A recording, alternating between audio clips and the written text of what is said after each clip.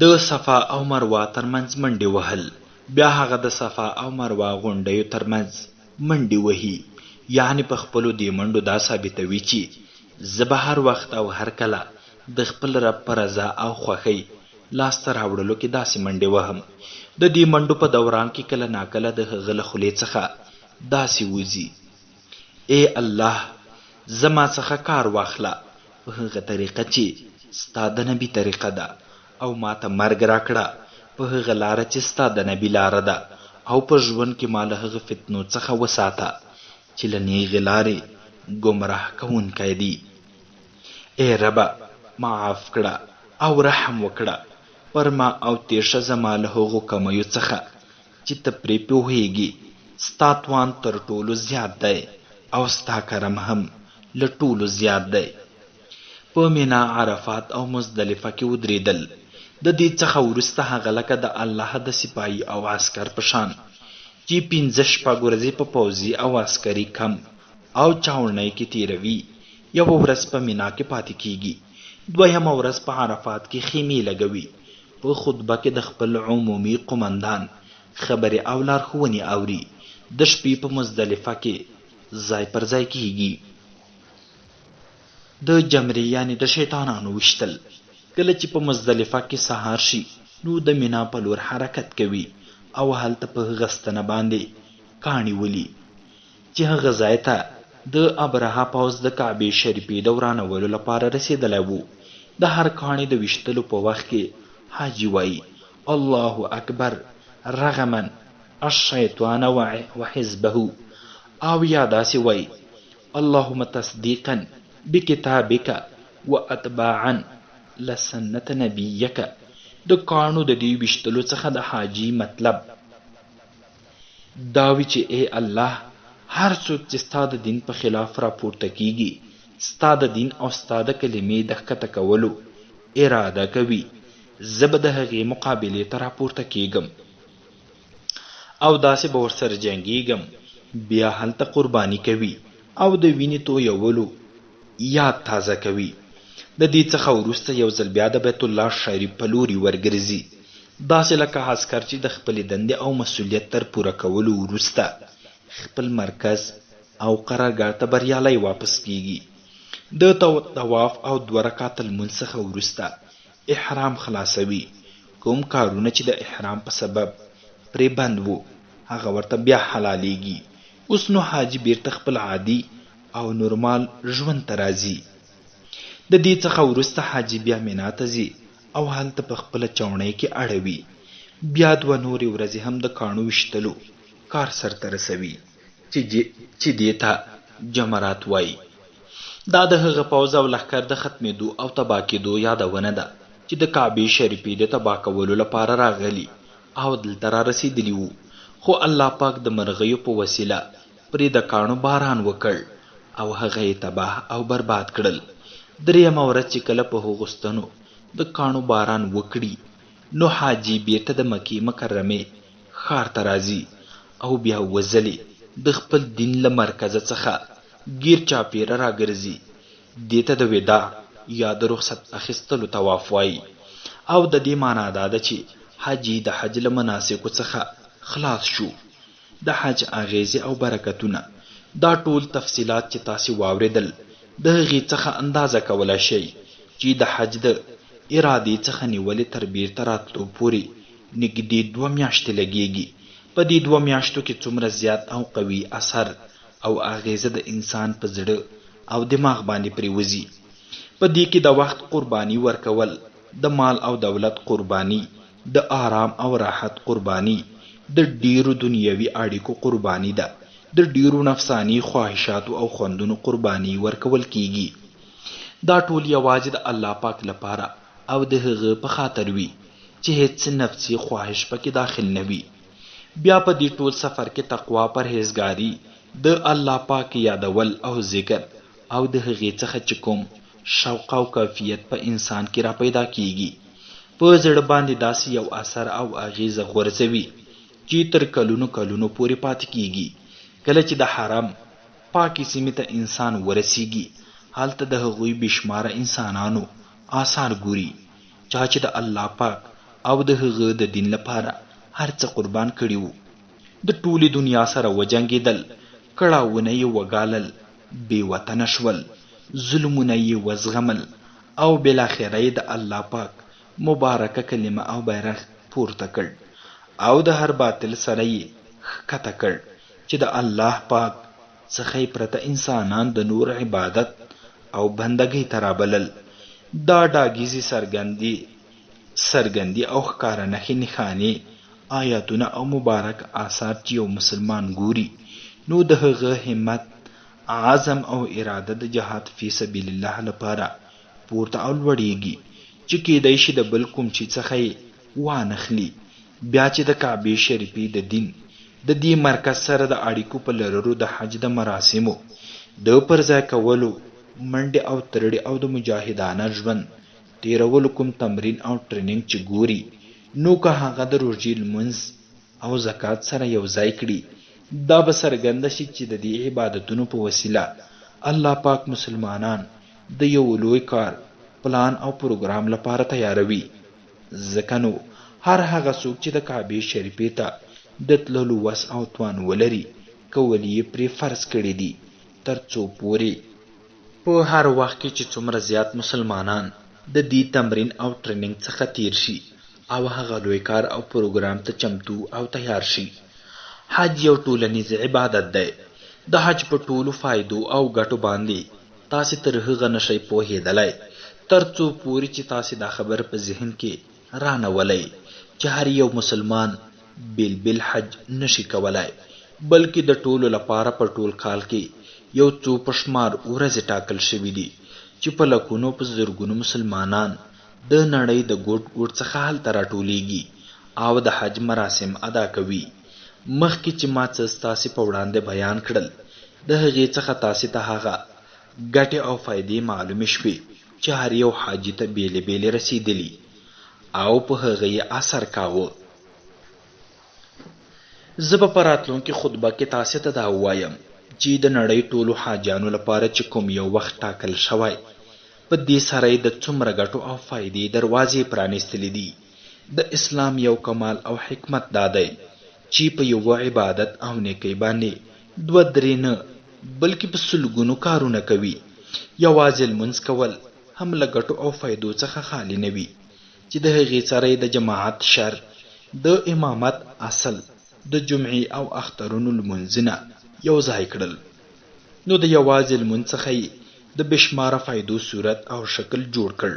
په یوازې توګه روژه نیول د اصلاح او روزنې لویه وسیله وه، خو ټول مسلمانانو ته د رمضان میاشت د روژې نیولو لپاره ټاکل د هغې ګټې او فایدې دومره زیاتې کړې چې په شمار کې نه راځي. بیل زکات ورکول هم ډېرې ګټې درلودې، خو د هغې لپاره یې د بیت المال نظام جوړ کړ چې په همدې سره یې ګټې دومره زیاتې شوې چې د هغې اندازه تاسې هغه وخت کولی شئ چې کله سوچه اسلامي حکومت او نظام جوړ او عملی شي او تاسې په خپلو سترګو وګورئ چې ټول مسلمانان خپل زکات یو ځای ته په ټولولو او بیا حقدارو ته په ورکولو کې څومره ګټې او برکتونه پراته دي. همدا ډول د حج معامله هم ده. که هر څوک بیل حج ادا کړي، بیا هم د خلکو په ژوند باندې ژورې اغیزې لري او د لوی بدلون راولي.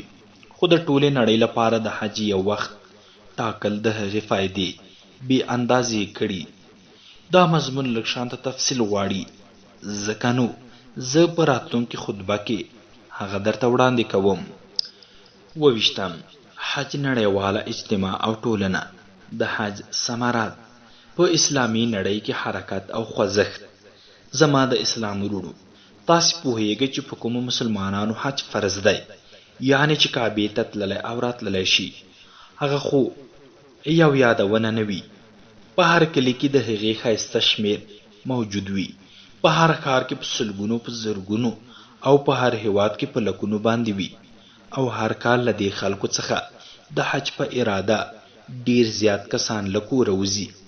غور او فکر وکړئ چې د نړۍ په ګوټ ګوټ کې چې هلته مسلمانان اوسیږي، د حج په موسم کې څومره د اسلامي ژوند په حرکت او خوځښت راځي، څه ډول راپورته کیږي، او څومره ورځې او وخت پاتې کیږي.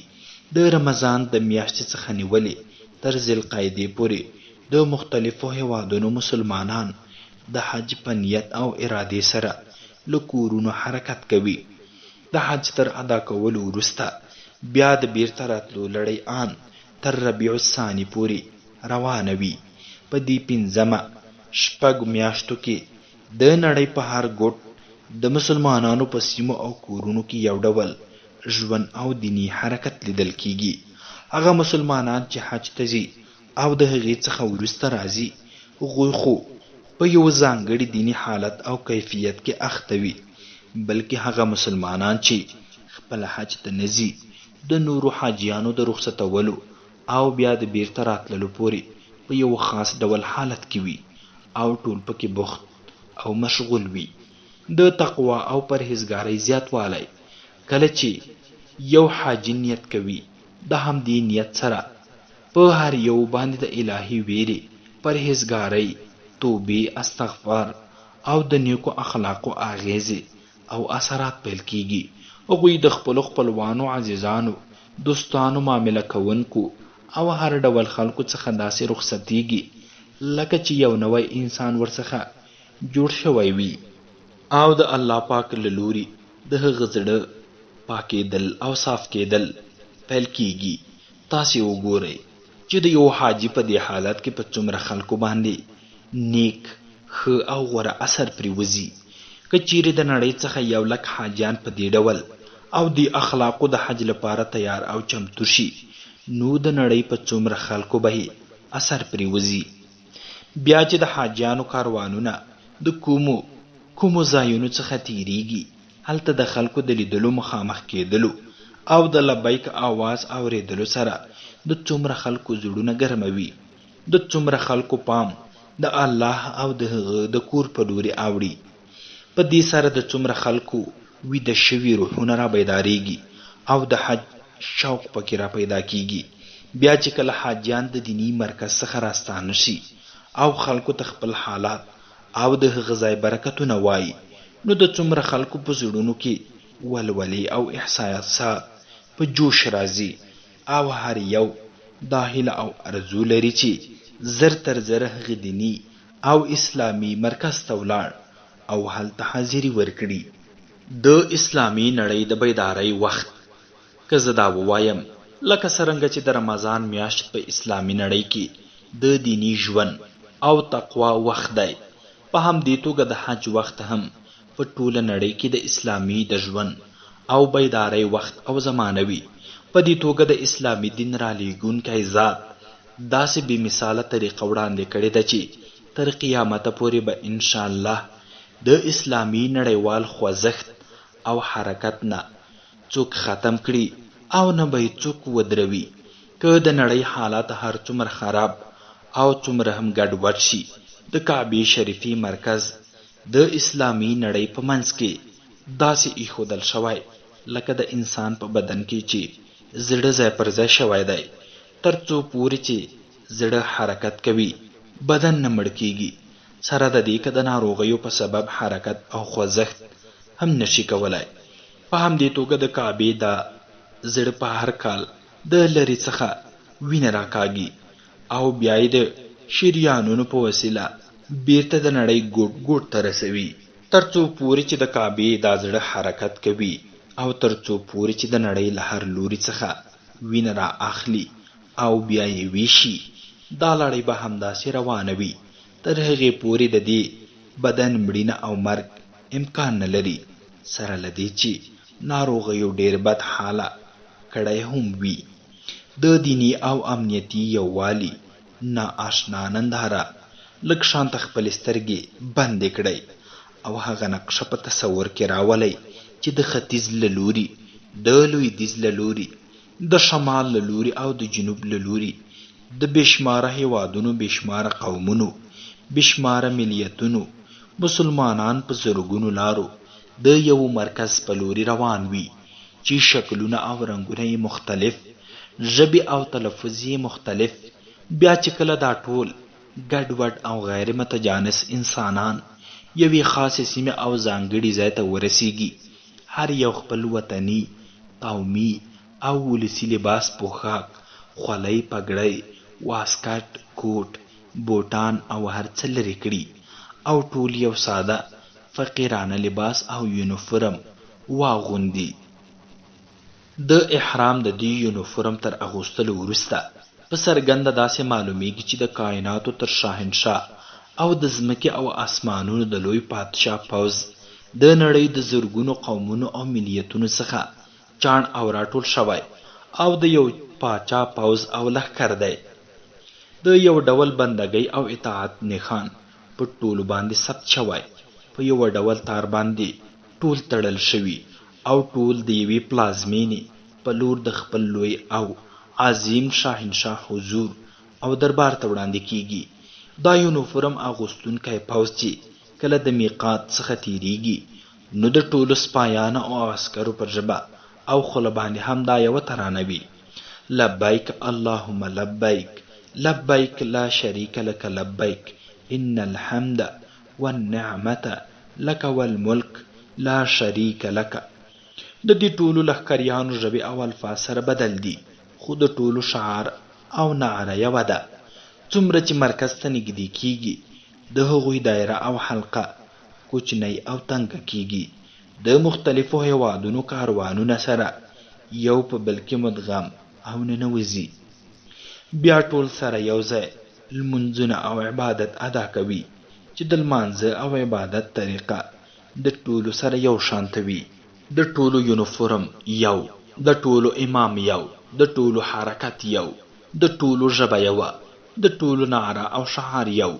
ټول د یو الله اکبر په ویلو ښکته کیږي او پورته کیږي، رکوع او سجده کوي. ټول یو ډول عربي قرآن لولي او اوري.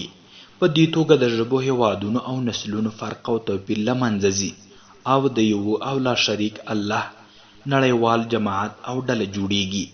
بیا چې همدا کاروانونه په یوه خوله او یوه ژبه د لبیک اللهم لبیک شعار او نارې پورته او حرکت پیل شي، په هره لوړه او ژوره او د هر کاروان سره د مخامخ کېدو په حالت کې همدا شعار او نعره پورته کیږي. د خوب څخه تر سهار د راپورته کېدو په مهال یو ځل بیا د لبیک خوندوره ترانه زمزمه کیږي، نو یو حیرانونکی او عجیب حالت رامنځته کوي چې انسان پکې خپل وجود له یاده وباسي او د دې لبیک په کیفیت کې جذبیږي. بیا د ټوله نړۍ څخه راټول شوي انسانان د یوې کوټې څخه ګیر چاپیره راڅرخي چې ټولو یو شانته لباس اغوستی وي. ټول د صفا او مروه په منځ کې منډې وهي، بیا ټول په مینا کې کیمپ لګوي، بیا ټول د عرفات په لوري حرکت کوي. هلته بیا د یو امام خطبه اوري، بیا ټول د شپې په مزدلفه کې وخت تیروي او بیا سبا ټول مینا ته راځي، بیا ټول د عقبه جمرې په کاڼو باندې ولي، بیا ټول قرباني کوي او بیا ټول د کعبې طواف ته راګرځي او هلته طواف کوي، یو ځای لمونځونه ادا کوي. دا د یو داسې وحدت او یووالي ننداره او نظاره ده چې د هغې مثال او نمونه په نړۍ کې ډیره کمه لیدل کیږي. د یوې موخې لپاره په یو مرکز کې راټولېدل، د نړۍ د ټولو قومونو او ملیتونو څخه د راتلونکو خلکو راټولېدل په یو مرکز کې، او بیا دا ټول په یو زړه، یو فکر او تصور پاکولو او احساساتو پاکو اوصافو، اعمالو او مقصدونو سره یو ځای کېدل په حقیقت کې دومره لوی او عظیم نعمت دی چې پرته له اسلام څخه بل دین د آدم علیه السلام اولاد او نسل ته نه دی ورکړی.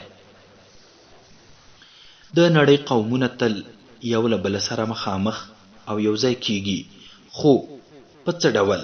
د جګړې په میدان کې د غاړو پرې کولو او غورځولو لپاره، یا د روغې جوړې په کنفرانسونو او سیمینارونو کې د هیوادونو د ویش او تقسیم لپاره، یا په نړیوال تنظیم کې تر هر قوم بل قوم ته د دوکې، چل، فریب، دسیسې او خیانتونو لومه او جال وغوړوي او د نورو له زیان او تاوانه څخه خپله ګټه او فایده پورته کړي. د ټولو قومونو او ملیتونو د خلکو یو ځای کېدل په صاف او پاک زړه سره، په ښه نیت، ښو اخلاقو، مینه او محبت سره. د زړونو او روحاني یووالي سره، د تصور، فکر او اعمالو په وحدت سره یو ځل نه بلکې د تل لپاره، بلکې د تل او همیشه لپاره په یو مرکز کې راټولېدل. آیا پرته له اسلام څخه بل څوک دا ډول لوی نعمت انسان ته ورکولای شي؟ په نړۍ کې د امنیت راوستلو او ساتلو لپاره، د قومونو ترمنځ د جګړو او شخړو ختمولو او د دوستۍ د راوستلو په خاطر د دوستۍ، ورورۍ، مینې او محبت په پراخه فضا کې پرته له دې څخه کومه نسخه کار ورکولای شي؟ د امن او ډاډ راوستلو لپاره تر ټولو لوی خوځښت اسلام یوازې همدا کار نه کوي، د دې څخه زیاتې نورې چارې هم شته. هغوی په خپلو پیروانو باندې لازم کړي چې په کال کې 4 میاشتې د حج او عمرې لپاره ټاکل شوي دي. په هغې کې باید کوښښ وکړئ چې د حاجیانو په ټولو لارو کې ډاډمن امنیت او قراري وي. دا په نړۍ کې تر ټولو لوی او غټ امن راوستونکی تحریک او خوځښت دی.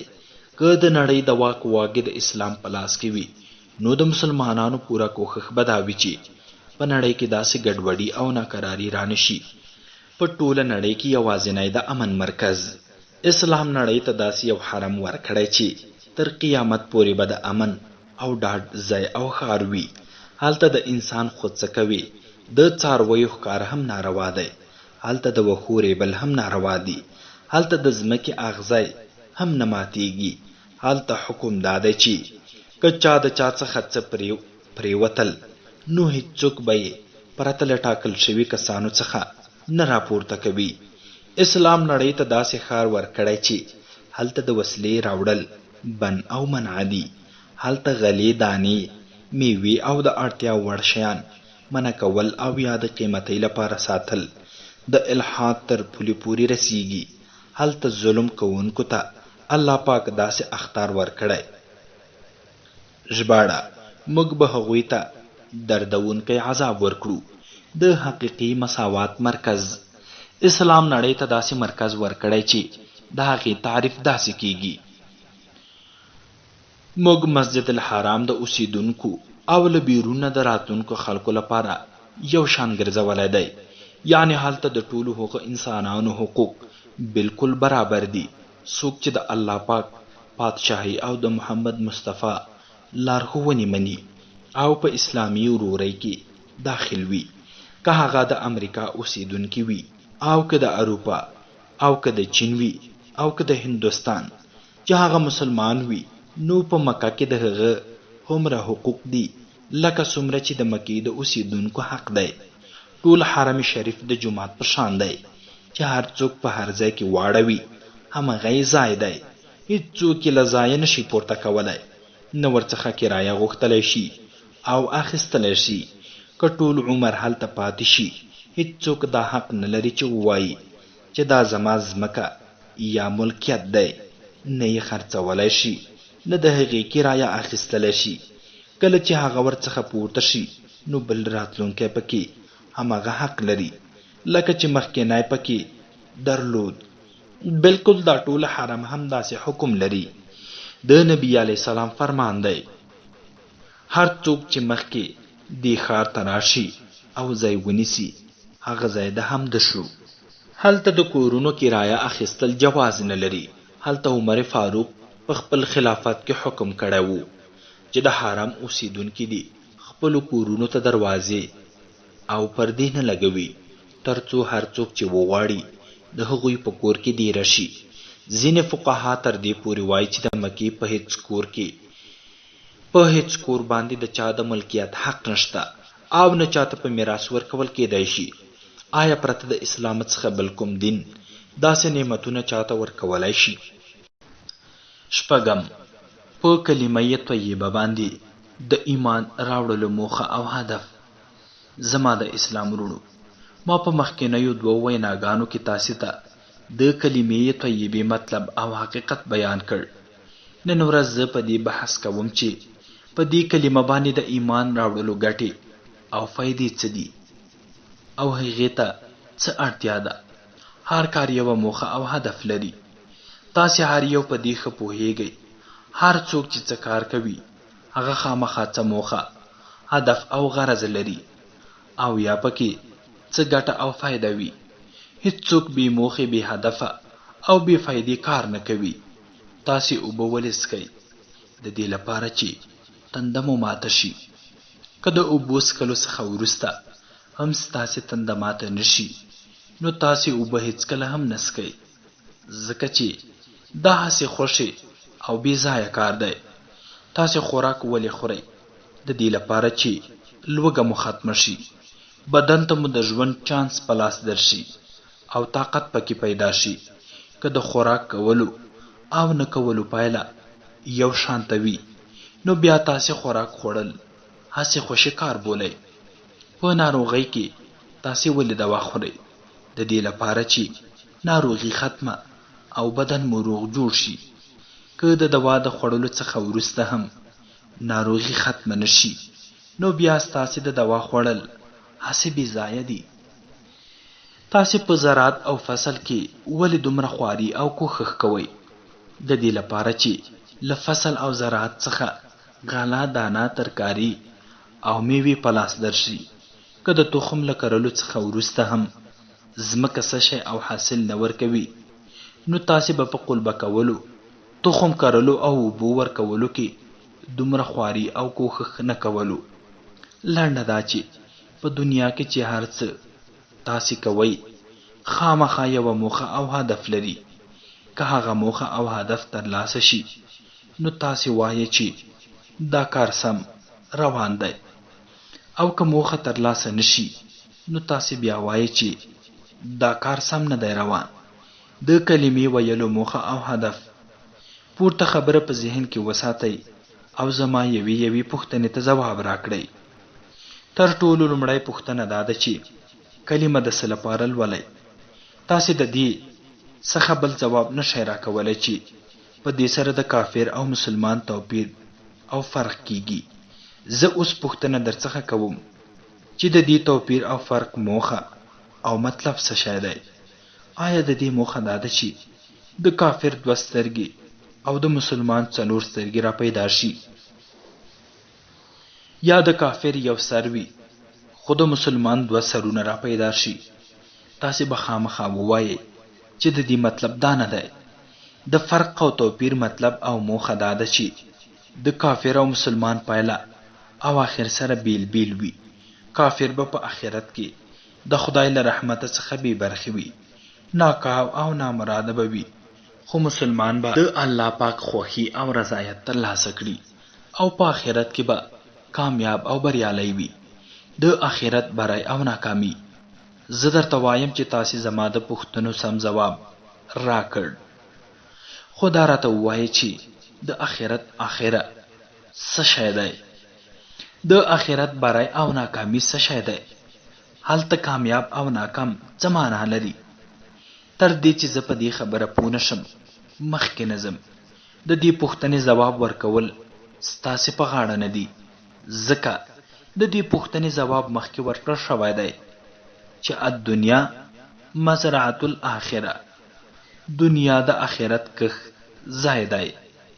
یعنی دنیا او آخرت جلا او بیل بیل شیان نه دي، بلکې یوه لړۍ ده چې پایلې دنیا او آخرت یې او آخري آخرت دی. د دواړو ترمنځ اړیکې داسې دي لکه د ځمکې او کښت. په ځمکه کې چې تاسې قلبه چلوئ، تخم پکې اچوئ، اوبه ورکوئ، د فصل او کښت پالنه کوئ، تر هغې چې کښت تیار شي او تاسې ورڅخه حاصل واخلئ او بیا یې ټول کال په مزه سره خورئ. تاسې چې په ځمکه کې هر ډول تخم وکرئ، هماغه فصل او حاصل درکوي. که غنم وکرئ نو غنم درکوي، که اغزي وکرئ نو اغزي درکوي، که هیڅ ونه کرئ هیڅ نه درکوي. په قلبه کولو، تخم اچولو، اوبه ورکولو او د فصل په ساتلو کې تاسې څومره غلطي وکړئ، د هغې اثر او اغیز به په فصل باندې پریوزي او حاصل ورسره اغیزمن کیږي. که تاسې دا ټول کارونه په ښه او سمه طریقه سره سرته رسولي وي، نو د فصل او حاصل په اخیستلو کې د هغې ګټه او فایده ګورئ همدا مثال د دنیا او آخرت هم دی. دنیا ځمکه او خاوره ده. ځمکې ته انسان ځکه راغلی چې هلته خواري او کوښښ وکړي او د ځان لپاره ښه او غوره فصل او کښت تیار کړي. د پیدایښت څخه تر مرګه پورې انسان ته مهلت او وخت ورکړل شوی دی چې په دې وخت او مهلت کې چې هغه هر ډول کښت او فصل وکاره هغه به د مرګ څخه وروسته ترلاسه کوي. کوم فصل او کښت چې هغه کرلی په هغې باندې به په آخرت کې ژوند او ګزاره کوي. چا چې په دنیا کې غوره او ښه کښت کرلی هغې ته یې ښې اوبه ورکړي، د هغې یې ښه پالنه کړې، نو د مرګ څخه وروسته به هغه ته ښکلې ډولۍ او شین باغ ورکړل شي چې بیا به هلته هېڅ کوښښ او خوارۍ ته اړتیا ونه لري. په دنیا کې چې هغه په خپل باغ کې کوم کوښښ کړی په آخرت کې به په هغې میوه او فصل باندې ښه آرام ژوند تیروي او د همدې باغ نوم جنت دی. او په آخرت کې د بریالیتوب معنا او مطلب همدا دی. د دې په مقابل کې چې څوک په دنیا کې زهرجنې میوې او اغزي لرونکي بوټي کري نو په آخرت کې به هم هماغه زهرجن او اغزن فصل په لاس ورځي. هلته بیا دته دا وخت او مهلت نه ورکول کیږي چې خپل تاوان او زیان پرې را وګرځوي او بل کښت تیار کړي. بیا به نو په همدې خراب زهرجن او اغزن کښت او فصل باندې خپل ټول ابدي ژوند تیروي. کوم اغزي چې د کرلي په هغې به پرېوځي، کوم زهرجن بوټي چې هغه کرلي وو د هغې په میوه به وخت تیروي. همدا دوزخ دی او همدې ته د آخرت ناکامي او نامرادي وایي. د آخرت دا تشریح چې ما وکړه د دې ثبوت په قرآن مجید او نبوي احادیثو کې شته. د دې څخه څرګنده شوه چې په آخرت کې بریالیتوب او کامیابي او ناکامي د دنیا د کوښښ او خوارۍ پایله ده او د ده د علم او عمل سموالی او خرابوالی پکې مهم رول لري. د کافر او مسلمان په پایله کې توپیر ولې؟ کله چې تاسې په دې خبره پوه شئ نو په دې خبره سملاسي پوهېدلی شئ چې د کافر او مسلمان فرق او توپیر بې دلیله او بې وجې نه دی. په حقیقت کې د پای او آخرت فرق او توپیر په پیل او شروع پورې تړاو لري. که په دنیا کې د کافر او مسلمان په علم او عمل کې فرق او توپیر موجود نه وي نو په آخرت کې د دواړو ترمنځ بیا توپیر او فرق نشته. دا هیڅ امکان نه لري چې د یو سړي علم او عمل د کافر په شان وي او بیا د په آخرت کې د هغه پای او انجام د کافر سره فرق او توپیر ولري. د کلمې موخې او هدف د علم او عمل سموالی. یو ځل بیا دا پوښتنه را پیدا کیږي چې د کلمې د ویلو مطلب او موخه څه شی ده؟ تاسې مخکې د دې ځواب داسې ورکړ چې د دې موخه او هدف دا دی چې د کافر او مسلمان پای او انجام سره توپیر او فرق ولري. اوس چې تاسې د پای او انجام تشریح واورېدله نو تاسې باید په خپل ځواب باندې یو ځل بیا غور او فکر وکړئ. تاسې به دا ووایئ چې د کلمې د ویلو موخه او هدف دا دی چې په دنیا کې انسان خپل علم او عمل دواړه سم او صحیح کړي تر څو په آخرت کې د هغه پایله سمه او غوره شي. دا کلمه په دنیا کې انسان ته دا په ګوته کوي چې په څه ډول ښکلي او غوره باغ کښېنوي تر څو د هغې څخه ښه او سمه او غوره میوه په لاس راوړي. څوک چې دا کلمه نه مني نو هغه ته به په څه ډول د باغ کښېنولو طریقه څرګنده شي. هغه به باغ په څه ډول کښېنوي او په څه ډول به ورڅخه میوه او حاصل ترلاسه کوي. که څوک دا کلمه په خوله او ژبه وایي خو علم او عمل یې دواړه د کافرانو او نه منونکو په شان وي نو تاسې به په خپله دا پریکړه وکړئ چې د داسې کلمې په لوستلو به څه په لاس ورنشي او هیڅ دلیل نشته چې د پایله به د کافر او مشرک سره توپیر ولري. په خوله او ژبه کلمه لوستل په خدای باندې احسان او منت کول نه دي چې تر څو هغه د باغ کینولو طریقه یاد نه کړي او هغه باغ جوړ نه کړي، بلکې په ټول ژوند کې هغه اغزي کوي او بیا امید او هیله لري چې هغه ته د میوو څخه ډک باغ ورکړل شي. لکه چې مخکې بیان شول، که د باغ کینولو او نه کینولو پایله او نتیجه یوه وي، نو بیا دا کار بې ځایه او خوښې دی. د کومې دوا د خوړلو څخه وروسته چې ناروغي هماغسې په خپل حال کې پاتې وي او د دوا او درمل نه دي، بلکې هسې شی دی. که د کلمې ویونکی او نه ویونکی علم او عمل سره یو شانته وي، د داسې کلمې ویل بې موخې دي. کله چې د کافر او مسلمان پر ژوند کې سره فرق او توپیر نه وي، نو بیا په آخرت کې د دواړو په پایله کې به څه توپیر او فرق را پیدا شي. کلمه طیبه کوم عمل ورزده کوي.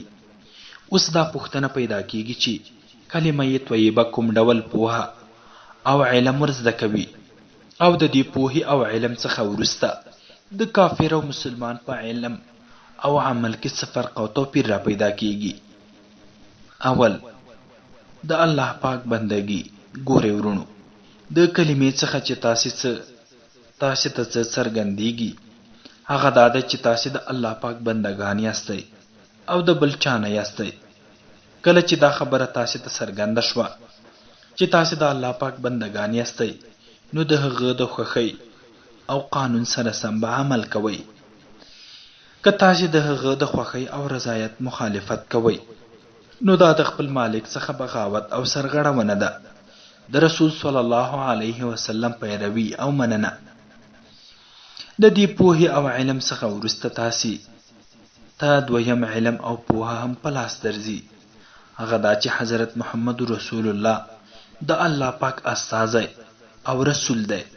کله چې دا خبره تاسې ته څرګنده شوه، نو دا خبره به هم درته په ډاګه شي چې نبی علیه السلام چې په دنیا کې د باغ لګولو کومه طریقه ښودلې ده، هغه باید خپله شي او د هغې سره سم ګلان، میوې او بوټي کینول شي او د اغزیو د کرلو څخه ځان وساتل شي. که تاسې د خپل نبی په طریقه باندې په دنیا کې باغ ولګاوه، نو په آخرت کې به ښه، خوږه او غوره میوه په لاس درشي. خو که د هغه د ښودلې شوې طریقې په خلاف تاسې عمل وکړئ، د ګلانو او میوو پر ځای اغزي وکړئ، په آخرت کې به اغزي په لاس درشي. د علم سره سم باید عمل وشي. د دې علم او پوهې د لاسته راوړلو وروسته باید عمل او کړه وړه هم د هغې سره سم شي. که تاسې په دې باور او یقین لرئ چې یوه ورځ مرګ راځي او د مرګ څخه وروسته بل ژوند هم شته، او په هغه ژوند کې به تاسې په همدې کرلې شوي کښ باندې ګزاره کوئ کوم چې تاسې په دنیا کې کرلی، نو بیا دا امکان نه لري چې تاسې د خپل لارښود طریقه خوښې کړئ او بله طریقه او لاره خپله کړئ. په دنیا کې تاسې زراعت او کرهڼه ولې کوئ؟ د دې لپاره چې تاسې په دې باور او یقین لرئ چې د دې څخه غله، دانه او میوه پیدا کیږي، او که داسې ونه کړو، نو هیڅ په لاس نه راځي او د لوږې څخه به مړه شو. که تاسې په دې باور او یقین درلود چې د کرهڼې او زراعت څخه پرته غله، میوه او دانه په لاس راځي، یا د غلې او دانې پرته ژوند کیدای شي، نو تاسې هیڅ وخت دا کوښښ او خواري نه کوله. تاسې همدا مثال په ځان باندې ولګوئ. کوم څوک چې په ژبه وایي الله پاک زموږ مالک دی، محمد د هغه استازی او رسول دی، د آخرت ژوند هم رښتینی دی، خو د ده عمل د قرآن مجید او نبی علیه السلام د لارښوونو مخالف وي، نو په دې پوه شئ چې د دې سړي ایمان کمزوری دی. هغه چې په فصل، کښت او زراعت باندې کوم باور، یقین او اعتماد لري، که همدا باور او یقین یې د دنیا او آخرت په حق لوای، نو هیڅ کله به یې بې پروایي او غفلت نه وای کړی. هیڅوک قصدن د خپل ځان لپاره اغزي نه کوي اغزای هغه څوک کوي چې په دې باور او یقین نه لري چې د دې څخه اغزي پیدا کیږي او هغه به ورته زیان او تکلیف رسوي. تاسې قصدن په خپل لاس کې د اور سکروټې نه را اخلئ، ځکه تاسې په دې باور او یقین لرئ چې دا سکروټې ستاسې لاس سوځوي، خو یو کوچنی ماشوم سکروټې ته لاس ورنږدې کوي، ځکه هغه په دې نه پوهیږي چې اور او سکروټې لاس او بدن سوځوي او د هغې پایله څه ده. دوهم فصل: اسلام. مسلمان چاته ویل کیږي؟ زما د اسلام ورونو، زه نن تاسې ته د مسلمان صفتونه بیانوم، یعنی درته په ګوته کوم چې مسلمانېدو لپاره کوم کوم شرطونه اړین او ضروری دي. انسان باید څه وکړي چې هغه د مسلمان ویلو وړتیا پیدا کړي. کفر څه شی دی او اسلام څه شی دی؟ په دې خبره د پوهېدلو څخه مخکې تاسې باید دا وپېژنئ چې کفر څه شی دی او اسلام څه شی دی. کفر دا دی چې سړی د الله پاک د حکم منلو څخه انکار وکړي، او اسلام دا دی چې انسان یوازې د الله پاک حکم منونکی شي او د هر ډول طریقې قانون او حکم له منلو څخه انکار وکړي چې د الله پاک د رالېږل شوي قانون او هدایت سره مخالف وي. د اسلام او کفر دا ډول فرق او توپیر قرآن مجید په څرګندو ټکو کې وړاندې کړی.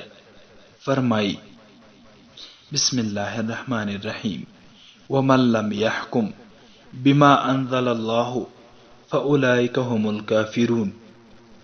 یعنی څوک چې د الله د نازل شوي هدایت سره سم حکم ونه کړي، داسې خلک په اصل کې کافران دي. د فیصلې او پریکړې کولو څخه دا موخه نه ده چې یوازې په محکمو او قضایاو کې د الهي قانون سره سم فیصلې وشي، بلکې د دې څخه مراد او مطلب هغه فیصلې دي چې هر انساني د خپل ورځني ژوند په کارونو او معاملو کې کوي. هر غړی تاسې ته دا پوښتنه پیدا کیږي چې دا کار وکړم او کوي ونه کړم، فلانه خبره داسې وکړم او کوي داسې وکړم، په فلانه معامله کې دا طریقه اختیار کړم او که بله طریقه. په دې ټولو حالاتو او کارونو کې یو لوري ته د قرآن مجید او نبوي سنتو سره سم طریقه موجوده وي، او بل لوري ته د انسان د خپل نفس او خواهش د پلار نیکه طریقه او رواج او د انسانانو جوړې شوي طریقې موجودې وي.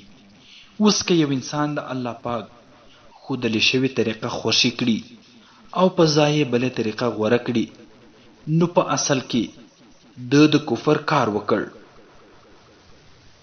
که هغه په خپل ټول ژوند کې هم دا لار او طریقه غوره کړي، نو دی پوره کافر دی. او که په ځینو کارونو کې د الله پاک طریقه منله او په ځینو کې د بل چا طریقه غوره کوله، نو څومره چې هغه د الله پاک څخه پرته په نورو طریقو عمل کوي، په همغه کچه به دی په کفر کې اخته او ډوب وي. څوک نیمایي کافر دی، څوک څلورمه برخه کافر دی، په چا کې لسمه برخه کفر دی او په چا کې شلمه برخه کفر. لنډه دا چې څومره په هغه کې بغاوت وي، په همغه کچه کفر وي. اسلام بس د دې څخه بل څه نه دي چې انسان د یوازې د الله پاک بنده او غلام وي، نه د نفس بنده وي، نه د پلار نیکه د طریقې، نه د کورنۍ او نه د قوم او قبیلې، نه د مولوي صاحب او نه د پیر او فقیر صاحب، نه د ځمکې والا او نه د ولسوال صاحب، نه د قاضي صاحب او نه د والی صاحب، بلکې پرته د الله څخه د بل هیڅ چا بنده باید نه وي. قرآن مجید په دې هکله دا رنګه فرمایلی: بسم الله الرحمن الرحیم قل یا اهل الكتاب تعالوا الى كلمة سوء بيننا وبينكم الا نعبد الا الله ولا نشرك به شيئا ولا يتخذ بعضنا بعضا أربابا من دون الله فإن تولوا فقولوا أشهدوا بأننا مسلمون. آی نبی علیہ السلام، اهل کتاب ته ووایا راځئ چې موږ او تاسې په یو داسې خبره سره یو شو چې زموږ او ستاسې ترمنځ یو شانته ده چې ستاسې پیغمبرانو هم همغه کړي او زه یې هم د نبی په حیث کوم. هغه خبره دا ده چې موږ به پرته د الله څخه د بل چا عبادت نه کوو او د هغه سره به بل څوک نه شریکو. بله خبره دا چې موږ کې به یو هم پرته د الله څخه بل څوک خپل بادار او آقا نه بولو. که هغوی دا خبرې نه مني نو هغوی ته ووایه چې موږ مسلمانان یو. همدارنګه قرآن مجید کې فرمایلی دي افغیر دین الله یبغون وله اسلم من فی السماوات والارض طوعا وکرها وإلیه یرجعون. آیا هغوی پرته له الله څخه د بل چا اطاعت کول غواړي؟ حال دا چې څه چې په اسمانونو او څه چې په ځمکه کې دي هغوی ټول په خوښه او ناخوښه د هغه اطاعت کوي او ټول هغه ته واپس کیدونکي او ورتلونکي دي.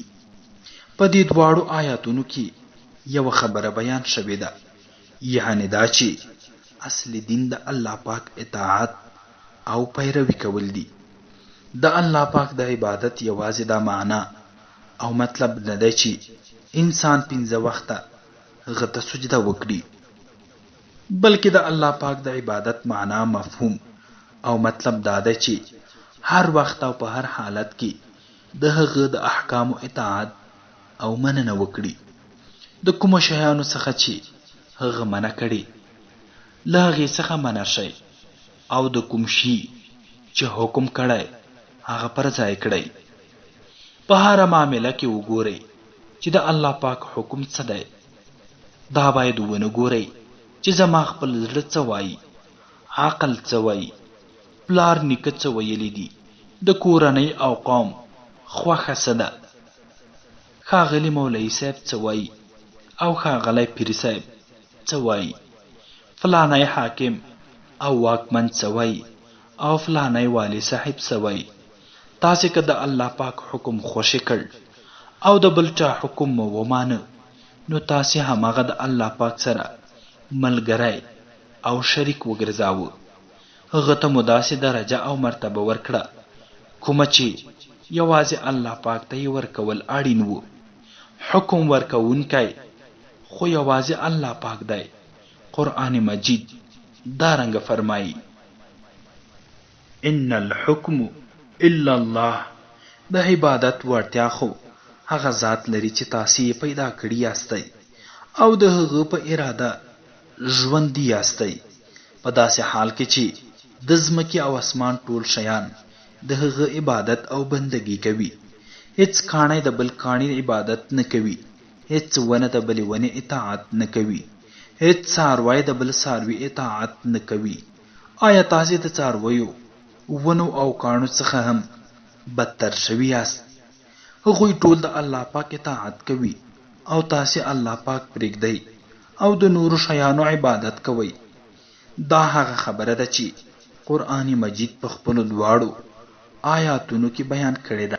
د بیلارۍ او ګمراهۍ 3 لارې. اوس زه تاسې ته دا په ګوته کوم چې کفر او بیلاري له کومه ځایه څخه را پیدا کیږي.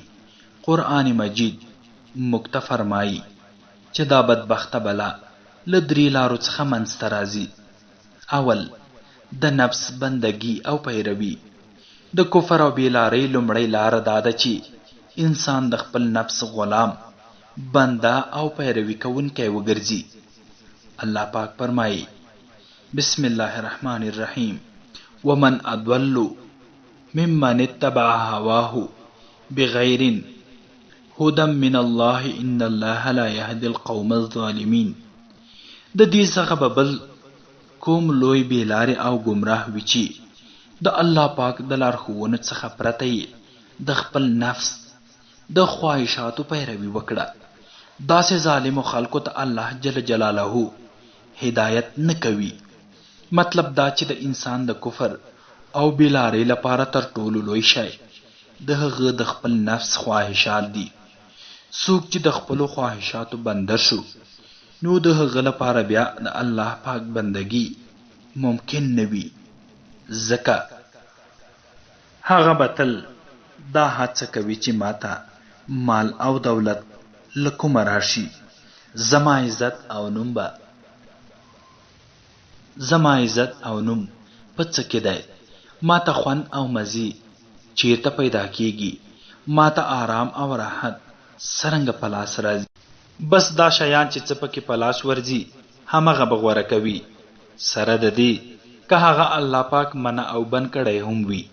په کوم شي کې چې دا شیان نه وي هغه بالکل نه غوره کوي، سره د دې که د هغې حکم الله پاک ورکړی هم وي. د داسې انسان خدای الله پاک نه دی، بلکې د هغه خپل نفس د الله او خدای دی. داسې انسان ته به هدایت او سمه لاره څرنګه په لاس ورشي.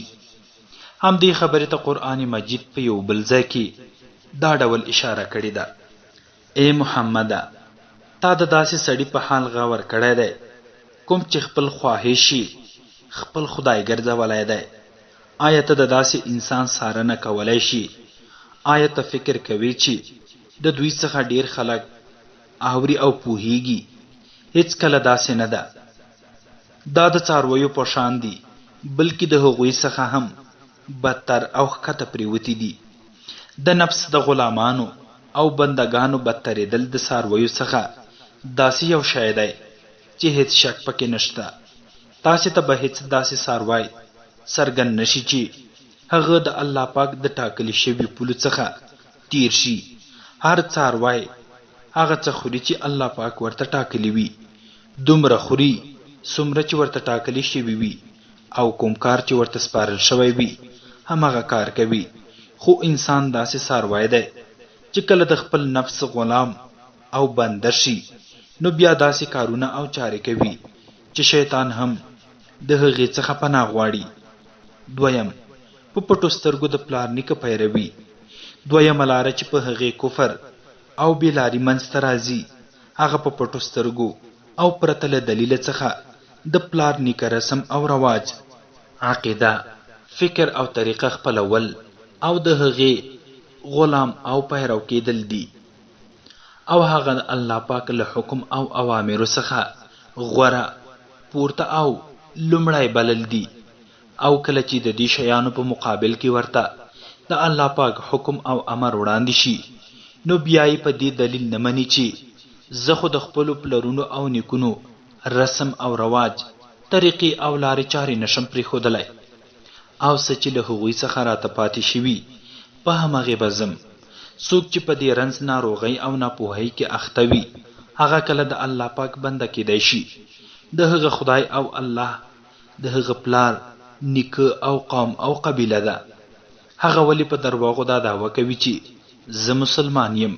قرآن مجید په دې هکله ډیر څرګند هدایات او لارښوونې کړي او خلک خبردار کړي دي. بسم الله الرحمن الرحیم. وَإِذَا قِيلَ لَهُمُ اتَّبِعُوا مَا أَنزَلَ اللَّهُ قَالُوا بَلْ نَتَّبِعُ مَا أَلْفَيْنَا عَلَيْهِ آبَاءَنَا أَوَلَوْ كَانَ آبَاؤُهُمْ لَا يَعْقِلُونَ شَيْئًا وَلَا يَهْتَدُونَ.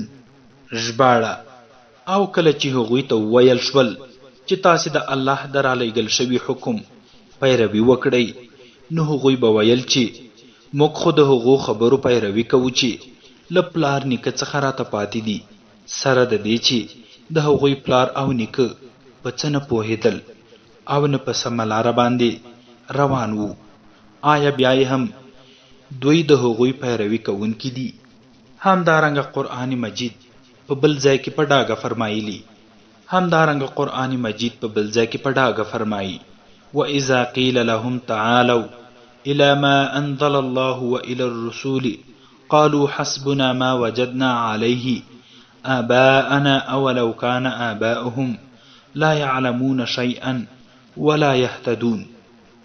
ژباړه: او کله به چې هغوی ته وویل شول چې تاسو د هغه حکم په لوري راشئ چې الله پاک نازل کړی او د رسول صلی الله علیه وسلم طریقې ته، نو هغوی به ویل چې زموږ لپاره هغه طریقه بس او کافی ده چې موږ په هغې باندې خپل پلار او نیکه موندلی دی. آیا دوی به د خپل پلار نیکه د طریقو پیروي کوي چې هغوی په هیڅ نه پوهېدل او نه په نیغه لاره باندې وو؟ دا داسې بېلاري او ګمراهي ده چې د هر وخت او هر زمانې جاهل او ناپوهه خلک په هغې کې اخته وي او د تل لپاره همداسې انسانان د رسول علیهم السلام له پیروۍ څخه انسانان منع کوي. کله چې حضرت موسی علیه السلام خپل قوم د الله پاک شریعت او قانون ته راوبللو، نو د هغه وخت خلکو هم همدا خبره وکړه. قالوا اجئتنا لتلفتنا عما وجدنا عليه آباءنا. آیا ته موږ له هغې لارې څخه اړول غواړې چې په کومه لاره چې موږ خپل پلرونه او نیکونه بیا موندلي وو؟ حضرت سیدنا ابراهیم علیه السلام چې کله د خپل قوم خلک له شرک څخه منع کړل، نو هغوی همدا وویل، قالوا وجدنا آباءنا لها عابدین. موږ خپل پلرونه او نیکونه د دوی عبادت کوونکي موندلي وو. لنډه دا چې د هر پیغمبر او نبی په مقابل کې خلکو همدا دلیل وړاندې کړی چې تاسې څه وایئ، هغه زموږ د پلار او نیکونو د طریقې او روات سره مخالف دي، ځکه یې موږ منلی نشو. په دې هکله قرآن کریم فرمایي ژباړه، یعنې همداسې شوي دي چې کله هم موږ کوم کلي ته ویرونکي استولی دي، نو د هغې کلي شتمنو او مشرانو خلکو دا ویلي چې موږ خپل پلرونه او نیکونه په یوه لاره تلونکي موندلي دي، نو موږ اوس په همغه قدمونو باندې تلونکي یو. پیغمبر به هغوی ته وویل، که زه تاسې ته د هغې څخه غوره خبره وکړم په کومه خبره چې تاسې خپل پلرونه او نیکونه موندلي دي، نو بیا هم تاسې همغه د پلار نیکه لاره خپلوئ. هغوی په ځواب کې وویل، موږ هغه خبره نه منو کومه چې تا راوړې ده. پس کله چې هغوی داسې ځواب ورکړ، نو موږ هم هغوی ته سمه سزا ورکړه. اوس وګوره چې زموږ دا آیتونه د دروغ ګڼونکو پای څه ډول ده. د دې ټولو شیانو له بیانولو څخه وروسته الله پاک فرمایي، آیا تاسې د خپل پلار نیکه د طریقو پیروي کوئ او که زما د احکامو او لارښوونو دواړه خبرې په یو وخت کې نه کیږي؟ که ځان مسلمان جوړوئ، نو ټولې لارې چارې او طریقې خوښې کړئ او څه چې موږ درته وایو هغه ومنئ. بیا فرمایي بسم الله الرحمن الرحیم، وَإِذَا قِيلَ لَهُمُ اتَّبِعُوا مَا أَنزَلَ اللَّهُ قَالُوا بَلْ نَتَّبِعُ مَا وَجَدْنَا عَلَيْهِ آبَاءَنَا أَوَلَوْ كَانَ الشَّيْطَانُ يَدْعُوهُمْ إِلَى عَذَابِ السَّعِيرِ وَمَنْ يُسْلِمْ وَجْهَهُ إِلَى اللَّهِ وَهُوَ مُحْسِنٌ فَقَدِ اسْتَمْسَكَ بِالْعُرْوَةِ الْوُثْقَى وَإِلَى اللَّهِ عَاقِبَةُ الْأُمُورِ وَمَنْ كَفَرَ فَلَا يَحْزُنْكَ كُفْرُهُ إِلَيْنَا مَرْجِعُهُمْ فَنُنَبِّئُهُمْ بِمَا عَمِلُوا. ژباړه، یعنې کله چې هغوی ته وویل شول چې د هغه حکم پیروي وکړئ چې الله پاک را لېږلي دي، نو هغوی وویل، موږ یوازې د هغو لارو پیروي کوو چې خپل پلرونه او نیکونه مو پرې موندلي دي، سره له دې که شیطان هغوی سخت عذاب ته هم کش کوي.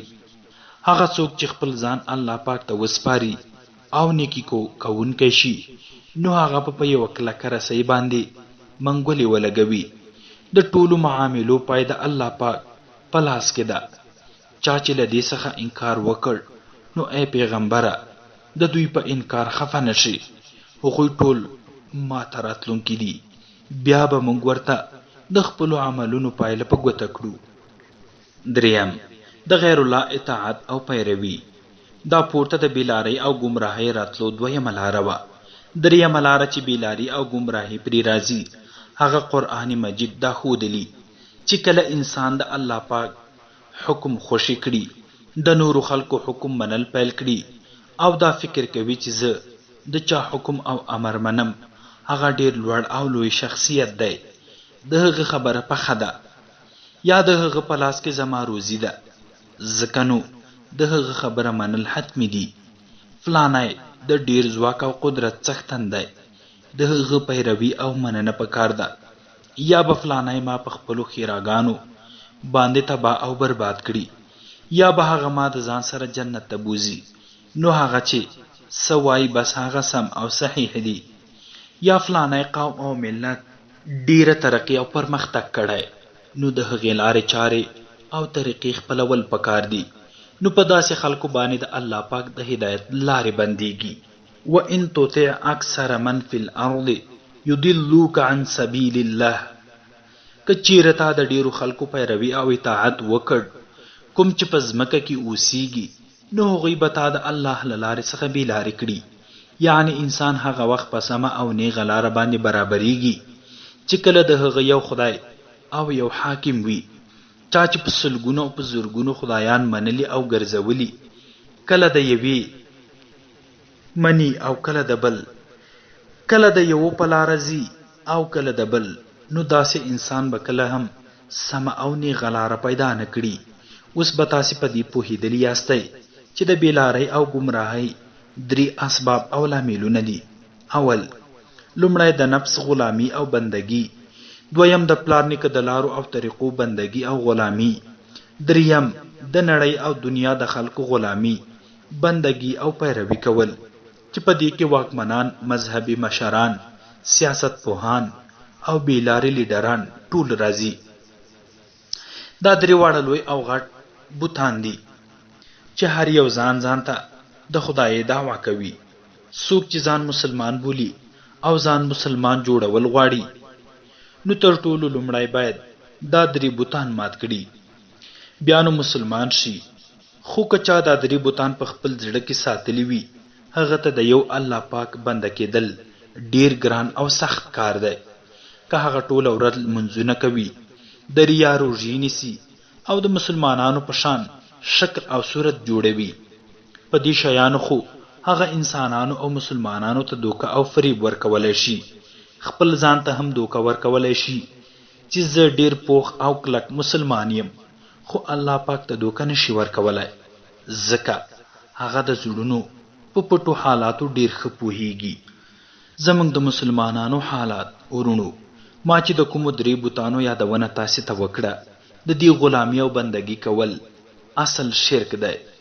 تاسې د ډیرو بوتان مات کړل، د چونی او خښتو څخه جوړ شوي بتخانې مو ونړولې، خو په سینو کې چې کومې بتخانې جوړې شوي دي، د هغې په لوري مو هیڅ پام نه دی اړولی. د ټولو څخه ډیر مهم او ضروري شی، بلکې د مسلمانېدو لپاره لومړی شرط دا دی چې دا 3 بوتان مات شي. سره د دې چې زه عامو مسلمانانو ته وایم، او زه په دې باور او یقین لرم چې د ټولې نړۍ مسلمانان، په خصوصي توګه د هندوستان مسلمانان، د دې 3 بوتانو څخه چې څومره زیان او تاوان ګوري، هغه ستاسې په وړاندې دی. څرنګه چې اوس یوازې تاسې زما په وړاندې حاضر یاستئ، نو زه په ځانګړې توګه تاسې ته وایم چې ستاسې د بربادۍ، تباهۍ، زوال او سپکاوي اصلي علت او لامل همدا 3 بوتان دي. دلته ستاسې فیصدي تر نورو ټولو قومونو زیاته ده، خو سره له دې هم تاسې وزن، قدر او ارزښت نه لرئ. د ډیرو کمو خلکو او لږکیو قدر، وزن او ارزښت ستاسې څخه زیات دی. آیا تاسې د دې په علت او لامل باندې کله فکر او غور کړی دی؟ د دې اصل علت او لامل دا دی چې د نفس غلامي او بندگی، د کورنیو رواجونو بندگی او د الله پاک څخه پرته د نورو انسانانو بندگی ستاسې توان، ځواک، ارزښت او وزن ختم کړی دی. نژادي یا توکمي تبعیض. په تاسې کې ځینې راجپوت دي، ځینې مغول دي، ځینې کاکړ دي، ځینې جټان دي، بلکې ډیر قومونه په تاسې کې شته. اسلام دا ټول ګډوډ قومونه سره یو قوم، یو د بل ورونه او یو ځواکمن او قوي دیوال وګرځوه چې د هغې ډبرې او خښتې یو له بل سره نښتي او پیوسته دي. خو تاسې اوس هم هماغه پخواني هندو فکر او نظر لرئ، لکه څرنګه چې په هندوانو کې بیل بیل ګوت دي. په تاسې کې هم هماغسې قومونه او قبیلې تر اوسه جلا جلا دي. ستاسې د قومونو ترمنځ تر اوسه پورې کورنۍ اړیکې نه نیول کیږي او نه نکاح کیږي. یو له بل سره وروري او عزیز ولی نه کوئ. په خوله خو یو بل ته ورونه وایئ، ولې په عمل کې مو هماغه بیلتون شته چې کوم د اسلام څخه مخکې و. هم دې بیلتون ستاسې څخه یو قوي او کلک دیوال جوړ نشو کړای، ځکه چې ستاسې هره خښته او ډبره سره جلا او بیله بیله ده. تاسې هیڅکله نه یو ځای پورته کېدلی شئ او نه یو ځای او یو لاس د کوم مصیبت مقابله کولی شئ. که چیرې ستاسې څخه د اسلامي لارښوونو سره سم غوښتنه وشي چې تاسې دا بیلتون او تبعیض خوشې کړئ او په خپلو کې سره یو موټی شئ، نو تاسې به څه ځواب ورکړئ؟ ستاسې ځواب به یوازې دا وي چې زموږ پلرونو او نیکونو هم داسې کول، نو موږ څرنګه هغه خوشې کړو. د دې ځواب به د الله پاک له لوري څه ډول راځي؟ هغه به بس دا وي چې تاسې دا رواجونه مه خوشې کوئ او دا هندي طریقې مه پرېږدئ. موږ به تاسې هم داسې بیل بیل او ټوټه ټوټه ساتو. ستاسې د زیاتوالي سره سره به تاسې خوار، سپک او ذلیل اوسئ. په میراث کې د نورو حق او برخه خوړل الله پاک تاسې ته حکم کړی چې په میراث کې انجونی او هلکان ټول حق او برخه لري. تاسې د دې حکم په مقابل کې څه ځواب ورکوئ؟ ستاسې ځواب دا دی چې زموږ د پلرونو او نیکونو په قانون، طریقو او رواج کې خو انجونی او هلکان دواړه برخه نه لري او موږ د الله پاک د قانون او حکم پر ځای د خپل پلار نیکه د رواج او طریقې تابع یو. د خدای لپاره تاسې راته ووایئ چې اسلام هم داسې وایي. تاسې ته ویل کیږي چې خپل فلانی رواج او دود مات کړئ. ستاسې څخه به هر یو دا وایي چې لومړی دې نور خلک دا مات کړي، بیا به یې موږ هم مات کړو. که نورو خلکو نجونو ته برخه او حق ورنه کړ، نو په دې خو به زما مال او دولت نورو خلکو ته ورشي او د نورو کورونو مال او دولت به زما کور ته رانشي، ځکه هغوی خو دا حق نه مني. تاسې په دې فکر او غور وکړئ چې د دې معنا او مطلب څه دی. آیا د الله پاک د اطاعت او بندګۍ لپاره تاسې دا شرط لګوئ چې لومړی د نور هغه عملي کړي، بیا به زه پرې عمل وکړم؟ سبا به همداسې تاسې بیا وایئ دا نور خلک چې زنا کوي نو زه یې هم کوم، نور چې غلا کوي نو زه یې هم کوم. لنډه دا چې تر څو چې نور خلک ګناهونه خوشي نه کړي، زه د ګناه خوشي کولو ته چمتو نه یم. د دې څخه څرګنده شوه چې په عمل کې د همدې درېواړو بتانو بندګي او عبادت کیږي، د نفس بندګي، د پلار نیکه د طریقو بندګي او د کافرو او مشرکو قومونو بندګي، او د دې درېواړو بندګیو سره سره د اسلام او مسلمانۍ دعوه هم کیږي. دا خو دوه مثالونه او نمونې وي. کنه تاسې خپل سترګې پرانیزئ نو ډېرې ناروغۍ به په خپل ځان کې وګورئ. بیا به تاسې ته څرګنده شي چې کله د یو بت بندګي کیږي، کله دوو بتانو، کله کله د درېواړو بتانو عبادت کیږي او د دې سره سره د اسلام دعوه هم. نو تاسې بیا څرنګه د دې امید او هیله کوئ چې په تاسې باندې به هغه رحمتونه او نعمتونه پیرزو کیږي کوم چې صادقو او مخلصو بندگانو ته ورکول کیږي. اتم، د ایمان معیار او سټنډرډ. زما د اسلام رونو، ما مخکې تاسې ته ویلیو چې د انسان د بیلارۍ او گمراهۍ 3 علتونه او سببونه دي.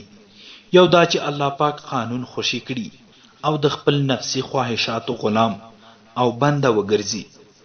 بل دا چې الله پاک د حکم او قانون پر ځای د خپل پلار نیکه کورنۍ او قوم رسم او رواج ته وړاندې والی او مخکې والی ورکړي. دریم دا چې د الله پاک او رسول صلی الله علیه وسلم لارښوونې او طریقې یو لوري ته کړي او د هغې پر ځای د انسانانو اطاعت او پیروي پیل کړي، که هغه انسان د خپل قوم څخه وي او که د کوم بل قوم څخه وي. د مسلمان اصلي تعریف، د مسلمان اصلي او حقیقي تعریف دا دی چې هغه به د دې درې ناروغیو او ګندګیو څخه پاک او صاف وي. مسلمان هغه چاته ویل کیږي چې پرته د الله پاک څخه د بل چا بنده نه وي او پرته د رسول صلی الله علیه وسلم څخه د بل چا پیروي کوونکی نه وي. مسلمان هغه څوک دی چې د زړه په اخلاص سره په دې باور او یقین ولري چې د الله او رسول لارښوونې سراسر او ټول حق دي او د دې مخالف چې هر څه وي او دی هغه ټول باطل او ناحق دي او د انسان د دنیا او آخرت خیر ګټه او فایده یوازې د الله پاک او رسول صلی الله علیه وسلم په لارښوونو او پیروي کې دي. په دې خبرو او شیانو باندې چې څوک کامل او پوره یقین او باور ولري نو هغه د خپل ژوند په ټولو کارونو او چارو کې یوازې دې ته ګوري چې په دې هکله زما د رب او رسول حکم لارښوونه او امر څه دی، او کله چې ورته حکم او لارښوونه څرګند شي نو بیا پرته د ځنډ او ډیل څخه د هغې په وړاندې خپل سر ښکته کوي. که په دې باندې د هغه زړه ډیر ناکراره شي، د کورنۍ او قوم خلک ډیره واویلا او جبر وکړي او نړیوال ورسره هر څومره مخالفت او ضد وکړي، هغه د هیچا پروا نه کوي، ځکه هر یو ته د هغه څرګند ځواب دا وي چې زه د الله پاک بنده یم، نه ستاسې، او ما په رسول صلی الله علیه وسلم ایمان راوړی دی، نه په تاسې باندې. د منافق نښې او علامې: اول، د نفس غلامی او بندگی.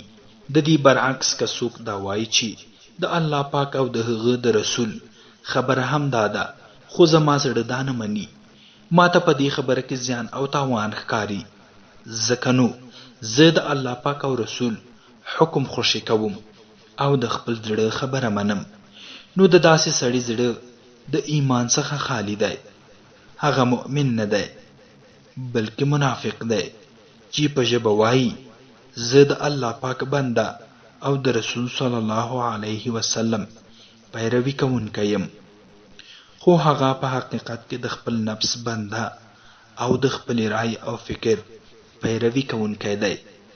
دویم، د رسم او رواج پابندي. په همدې توګه یو سړی دا وایي چې د الله پاک او رسول حکم چې هر څه وي خو د پلار نیکه څخه موږ ته دا خبر را پاتې شوې ده، هغه څرنګه خوشي کړو، یا فلانی رسم او رواج زموږ په کورنۍ کې همداسې روان دی، هغه په څه ډول مات کړم. داسې انسان هم په منافقانو کې شمارل کیږي، سره د دې که هغه لمونځونه کوي او په ځمکه خپل تندی سولوي او په ښکاره یې څومره ښه شرعي شکل او صورت جوړ کړی وي، دا ځکه چې د شریعت اصلي او حقیقت د ده زړه ته نه دی ښکته شوی. دین یوازې د رکوع، سجدې، روژې او حج نوم نه دی، او نه دین د انسان په شکل، صورت او لباس کې دی، بلکې اصل او حقیقي دین د الله پاک او رسول صلی الله علیه وسلم اطاعت او منل دي. هغه څوک چې په خپلو معاملاتو کې د الله پاک او رسول د اطاعت او مننې څخه انکار کوي په حقیقت کې د زړه د دین څخه خالی دی، د لمونځ، د روژه، د شرعي صورت او شکل د چل او دوکې څخه پرته بل څه نه دی. دریم، د نورو قومونو نقالي او پیښې کول. دارنګه که څوک د الله پاک د کتاب او د رسول د لارښوونو څخه بې پروا شي او ووایي چې دا شیان او خبرې ما ځکه غوره کړي چې فرنګیان او امریکایان داسې کوي او دا پکې رواج، دود او دستور دی، او فلانی خبره ځکه منم چې د همدې خبرې په سبب هغه قوم ترقی او پرمختګ کوي، فلانی خبره ځکه منم چې لیډر، رهبر او مشر داسې وایي. داسې انسان باید هم د خپل ایمان او خیر وغواړي، ځکه چې دا شیان د ایمان سره نه یوځای کیږي.